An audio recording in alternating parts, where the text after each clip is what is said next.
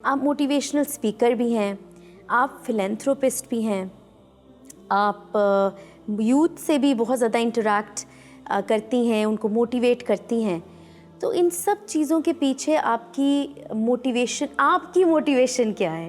میں یہ بات کئی دفعہ کہتی ہوں کہ رسول اکرم صلی اللہ علیہ وسلم وہ ذات تھے جنہوں نے ہمیں رب سے آشنا کروایا. رب کا تعارف انہوں نے ہی ہمیں دیا. آپ کے بعد کوئی نبی نہ آیا ہے نہ آئے گا.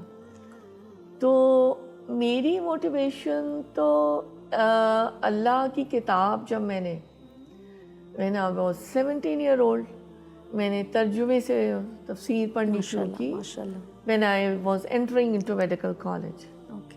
So I think Quran is the best thing.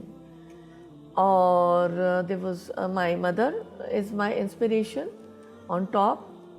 لیکن جب قرآن سے میں جڑ گئی نا تو پھر اور ایسی کمپنیز جن کے ساتھ ہم انٹریکٹیو سیشنز کیا کرتے تھے، مطلب اسٹڈی سرکل.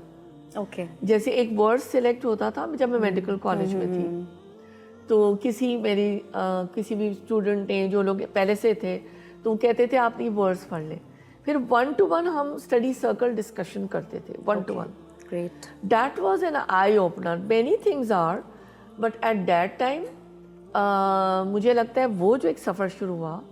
اور آپ کو پتہ ہے علم، ہم سب کو معلوم ہے کہ علم ایک سمندر ہے. بالکل. ایک دفعہ اس کی پیاس لگ جائے تو وہ بجھتی نہیں، اور زندگی کی آخری سانس تک نہیں بجھتی ہے نا.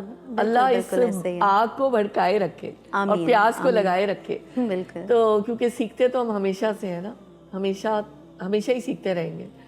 تو بس یہ تھا کہ اس کے بعد پھر مجھے یہ تھا کہ اب مجھے یہ بھی پڑھنا ہے، مجھے یہ بھی پڑھنا ہے، مجھے اسلامک، میں خود سے پڑھتی چلی گئی.